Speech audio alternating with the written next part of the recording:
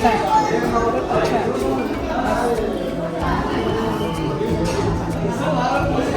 Hello दोस्तों, स्वागत है आप सबका हमारे channel travel muse by Sangeeta में। तो कल का आपको ब्लॉग दिखाया कि कैंची धाम में थे और अब निकल पड़े हैं कैंची धाम से बिनसर की ओर।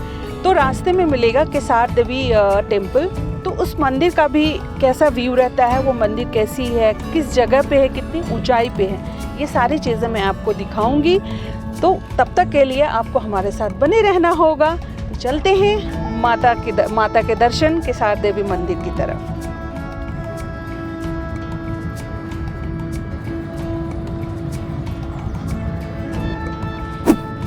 कोसी कहलाती है, कोसी है, राती घाट है, जगह राती घाट है, नदी कोसी कहलाती है। क्योंकि अभी एक नदी आगे बढ़ेगी, कोसी जो असली कोसी है वो अभी आगे बढ़ेगी अल्मोड़ा रोड।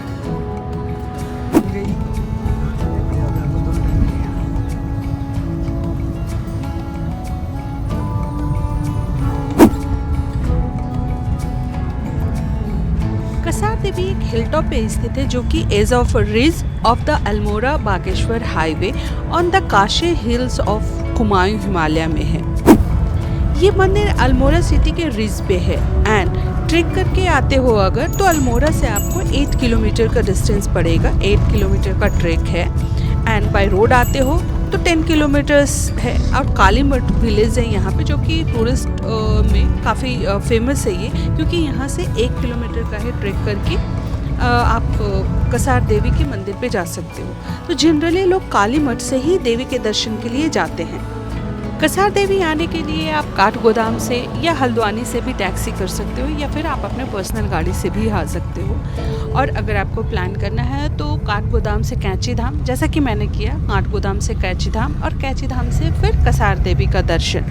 बीच में रास्ते थोड़े कच्चे से हैं, तो ऑफ रोडिंग का भी आपको, अगर अपनी गाड़ी लेकर आ रहे हो तो वो आप प्रिपेयर होकर के आना कि कुछ ऑफ रोडिंग सा भी ड्राइव करना पड़ेगा। तो वहाँ से फर्दर आप बिनसर वाइल्ड लाइफ सेंचुरी, जो कि 30 किलोमीटर के डिस्टेंस पे है, वहाँ भी जा सकते हो और जोगेश्वर धाम भी जा सकते हो। तो जैसे ही कैंची धाम से आप चलते हो तो अल्मोड़ा होते हुए और बिनसर से पहले ये कसार देवी का मंदिर पड़ता है, जो थोड़ी ऊंचाई पे चल के जाओगे तो आप मंदिर का दर्शन करोगे। मैंने सोचा मंदिर दर्शन करने से पहले ये जो खूबसूरत वादियाँ हैं, ये जो पेड़ों के बीच में फील आ रही है, उसका मज़ा ले लें, लुत्फ़ उठा लें, क्योंकि हम दिल्ली वाले को तो ऐसा नज़ारा देखने को मिलता नहीं है। वैसे भी दिल्ली में अभी बहुत गर्मी हो रही है और यहाँ पे मौसम सुहावना हो रहा है, इतना प्लेजेंट है कि मैं बता नहीं सकती। अगर इसे बांध कर ले जाना होता डेफिनेटली मैं अपने बैग में भर के, बैग छोटा है बट फिर भी भर के लेके चली जाती। तो बस थोड़ा देर बैठ करके 5-7 मिनट में इन नज़ारों को निहारूंगी, इसे अपनी आँखों से अपने अंदर कैप्चर करके रखूंगी और फिर माता का दर्शन करके आगे बिनसर की ओर बढ़ूंगी। A few moments later.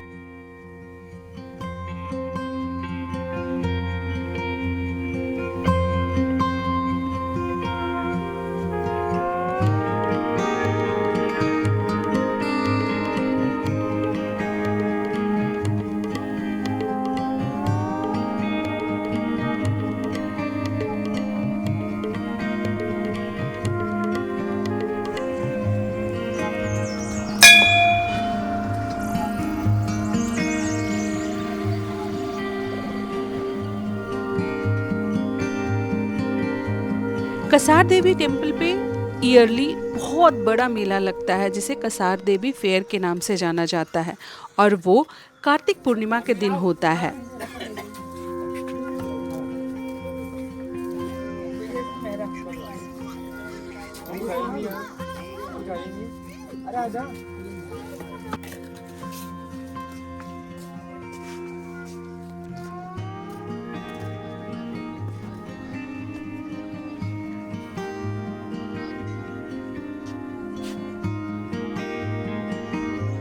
Kasar Devi temple के बारे में सब तब से जानने लगे जब स्वामी विवेकानंद यहाँ आए और काफ़ी टाइम तक यहाँ रुके और उन्होंने मेडिटेट किया।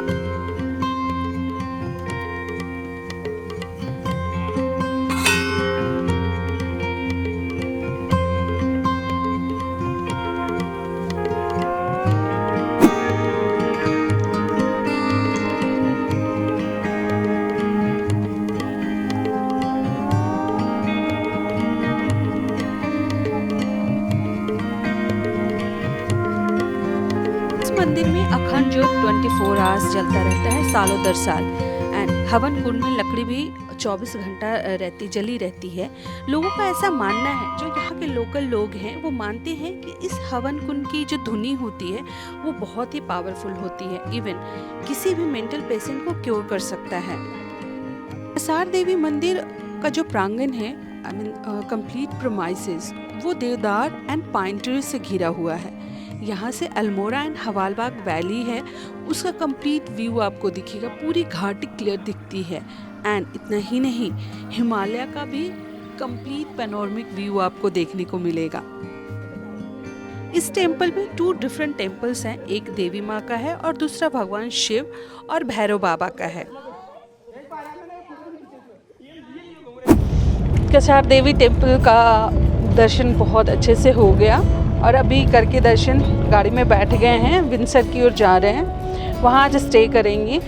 ये अगर मैं बात करूँ कसार देवी मंदिर का, तो ये काफ़ी पुरानी मीन्स प्राचीन मंदिर है। यहाँ पे स्वामी विवेकानंद जी काफ़ी समय तक, लंबे टाइम तक ध्यान किया था, मेडिटेट किया था।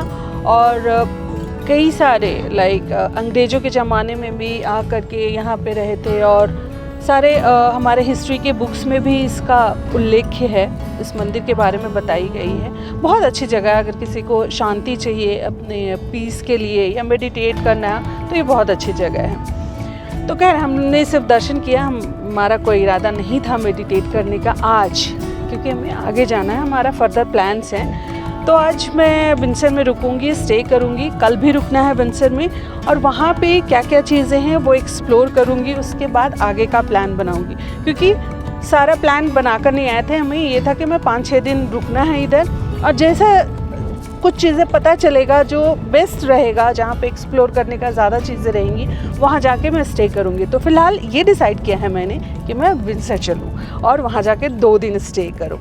तो हमारे साथ आप भी चलो।